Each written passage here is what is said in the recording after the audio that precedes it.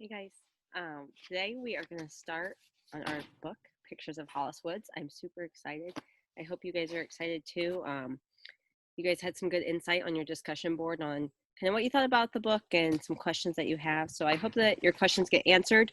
Most of you, your questions will get answered in the book. It's just not going to get answered right away, which is kind of the frustrating and exciting thing about the book. It kind of leaves you hanging as you go, which I think makes it fun. So we're going to get started today. I'm going to read picture one. So remember we talked about on Friday how it's broken down into pictures and chapters. So it usually goes picture, chapter, picture, chapter, picture, chapter. Okay, so we're going to read picture one and chapter one. Both of those are pretty short, but it's going to give us a little insight into Hollis, which is our main character. And we're going to meet a few other characters, and then we're going to hear about some other characters, but not really meet them yet. And it's going to leave us hanging a little bit. So I hope you like it. If you want to follow along, if you have yours, remember I've also posted the copy of the online version. If you don't have the actual paper copy, you can follow along with that as well. And then after I'm done reading, we will have a discussion question about what we read. Tomorrow, we're going to have a character sheet. So if you were in my class last year, you know what that is. If you weren't in my class last year, that just is basically a way that we keep track of who all the characters are in the story. We put characteristics about them and how they know the main character and that sort of thing. So we will get started on that tomorrow. But today I just wanted you to, kind of jump into the book, and then we'll just answer a discussion question. So we're going to go ahead and get started on first picture. Okay, so when it says first picture, it's just describing a picture that Hollis has created. And you're going to find out more about her, but she is an artist. She really likes drawing and that sort of thing. And so it's going to describe a picture that she has drawn. This picture has a dollop of peanut butter on one edge, a smear of grape jelly on the other, and an X across the whole thing. I cut it out of a magazine for homework when I was 6 years old. Looking for words that begin with the letter M, my teacher, Ms. Evans, had said. She was the one who marked the X, spoiling my picture. She pointed. This is a picture of a family, Hollis, a mother, M, a father, F, a brother, B, a sister, S. They're standing in front of their house, H. I don't see one W word here. I opened my mouth to say, how about for wish? Or how about W for wish? Or W for want? Or W for wouldn't it be lovely, like in the song the music teacher had taught us. But Ms. Evans was at the next table by the time, shushing me over her shoulder. Woo-wee, said the kid with dirty nails, who sat down next to me. You don't know anything, Hollis Woods. I reached for my crayon and dug an X into her picture of a snow-white washing machine. Too bad you can't use it to get your hands clean, I said. When I think of my W picture deep inside my backpack under all the other pictures I've drawn, I think of that poor washing machine kid who cried over her ruined picture, and the frowning Mrs. Evans, who told me to sit in the hall with the timeout tea letter for the rest of the long afternoon.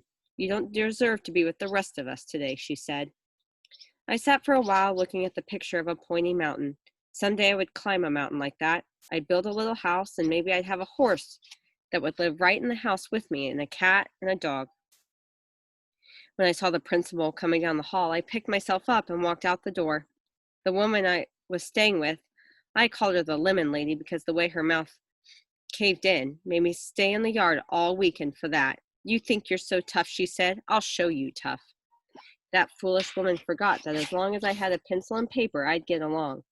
I drew her with her pursed up lips and tied her picture to the tree for target practice with gravel from the path. But when I think of my W picture, mostly I think of the Reagan's house and branches. I think of the old man, Izzy, and their son, Stephen. All they needed to match my picture was a girl, G. And that's what I thought that morning I ran away from them, touching the great holly bushes, feeling their sharpness, and the sticky evergreen branches that hung over the dirt road leading to town.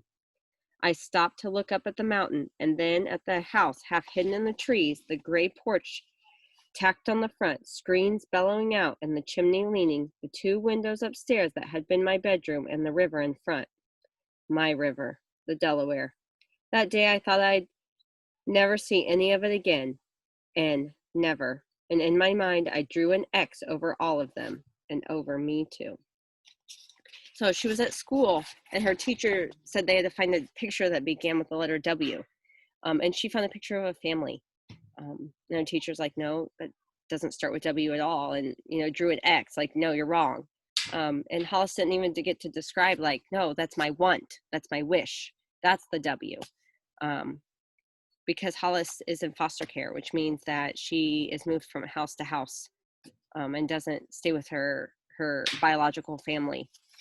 And so at this point in the story, Hollis is staying with a woman she calls the Lemon Lady. She always has weird names for the people that she stays with. And the Lemon Lady is not nice to her because Hollis had run out of the school because she was so upset.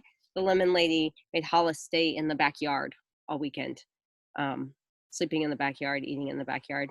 Don't know if she gave her food or not, but yeah. So then she talks about a family, the Reagans, called Old Man, Izzy, and Steven. She talks how they would have been the picture, except there wasn't a sister in the picture. And that's what she wanted. They would have been her W. They would have been her wish, but she ran away from them. And it doesn't say why. That was kind of the thing that hangs there. But that was her first picture. So we're ready for chapter 1. The house was falling apart. I could see that from the car window, but it didn't bother me. After a while, the houses ran together. 4, now, no, 5. There was a greenhouse where the door didn't quite close, and the wind blew in and up the stairs, rattling the window panes. The white house, crumbs on the table, kids fighting over a bag of Wonder Bread. The yellow house, sooty, a long-haired woman with braids, no rugs on the stairs, the loud sound of feet going up and down. Ah, the houses and branches. Stephen's house. But that house was different. I'd never forget that one. Don't think about it, Stephen said in my head. I did that a lot. I pretended Stephen was right there next to me when I knew he was miles away in upstate New York. I wonder if he ever said to himself, what is Hollis Woods doing right this minute? And did he put my words in his head? The driver turned off the motor. For a moment, we looked out at the trees, with the leaves just a tinge of red from this October afternoon. We're here, Hollis, said a woman in sweats, a mustard stain on the front from where the hot dogs we had eaten on the side of the road. Those hot dogs were a mean lump in the middle of my stomach, sloshing around with a Mountain Dew. She tried to talk all the way, but I hadn't answered. I slumped up in my seat, feet up on the glove compartment, wearing an A&S baseball hat with the brim yanked low over my forehead. If someone looks into your eyes, I read it. If someone looks into your eyes, I read in a book one time. He'll see right into your soul. I didn't want anyone to see into my soul. I knew she was dying to tell me to get my sneakers off her dashboard, but she didn't. She was waiting to deliver her speech. I could hear her getting ready for it with a puff of breath. This can be a new start, Hollis, a new place. She licked her finger and scratched at the mustard stain. No one knows you. You can be different. You can be good. Know what I mean? Maybe she gave that speech to every foster kid in every driveway. She dumped them off like the UPS guy dumping off packages on a busy day. But I didn't think so. I had looked into her eyes once, just the quickest look, and I had seen that she felt sorry for me, and she didn't know what to do with me. Too bad for you, mustard woman. I hummed a little of the worms crawl in and the worms crawl out. She was an art teacher, the mustard woman said, pointing to the house. Retired now. I've never met her, but everyone at the agency says she's wonderful with kids. She trailed off, but I knew she had meant to say, kids like you. I walked up my feet on the dash so my knees came close to my chin. No one's been here with her for a while, but Emmy said it's a good place for you. Emmy, the agency hotshot. She had probably said, what have we got to lose? A good place for an artist like you, Hollis, said the mustard woman. Mr. Reagan, I drew in my breath. The old man. I closed my eyes as if I was ready to doze off. He wanted you to have a chance to work at your drawings. He said it would be a crime if you didn't. I tried to yawn, but then the front door opened and a woman came out on the porch with a mangy orange cat one step behind her. I didn't bother to give them more than one glance.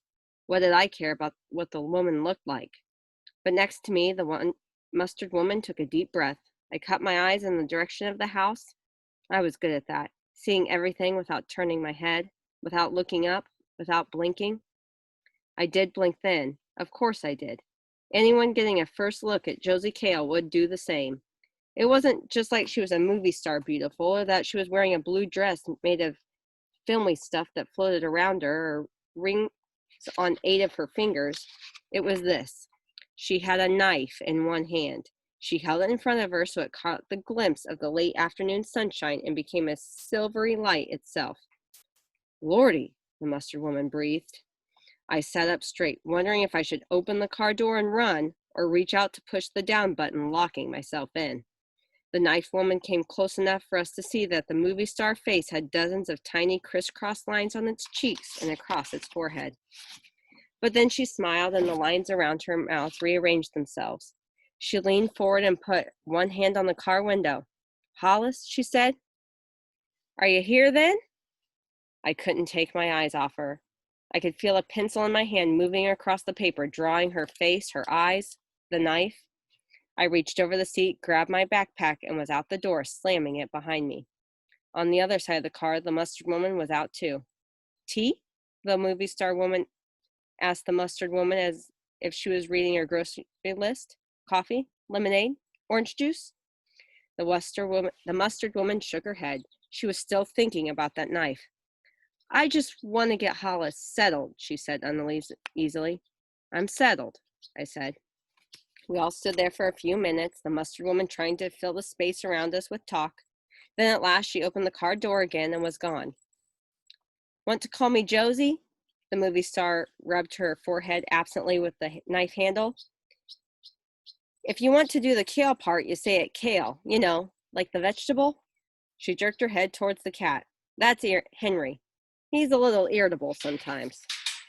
I followed her up the path and looked to the back of the house. Henry came too, reaching out to stab my leg with one irritable claw.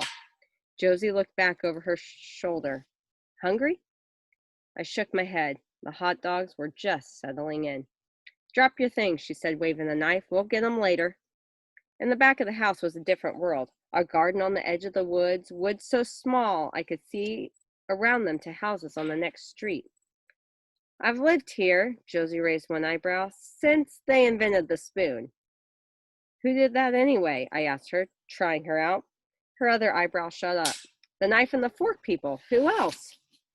I could feel a laugh coming as she waved her hand. This is my place. Carved tree branches were stuck in the dirt in front of the woods, some of them thicker than my arm, others almost pencil thin.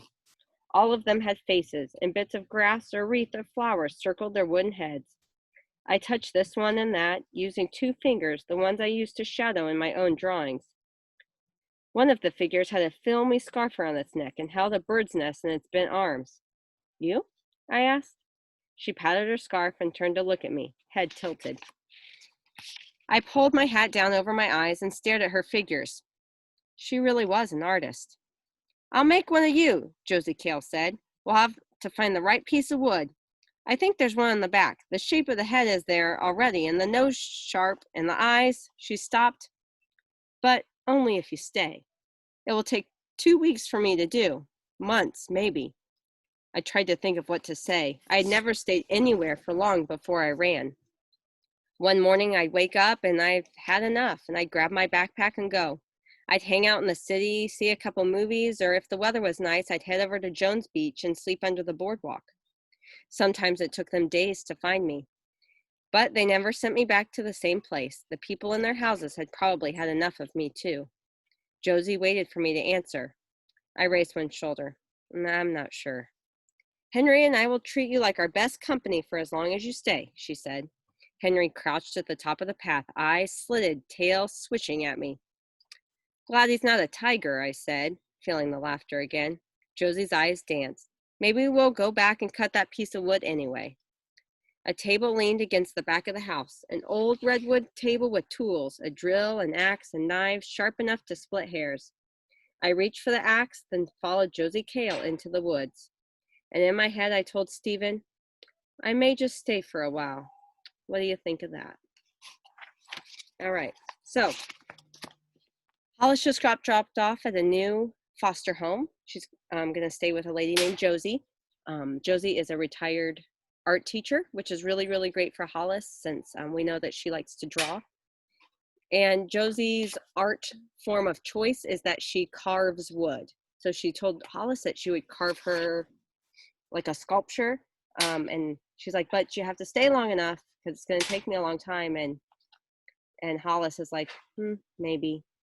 So we found out she runs away a lot.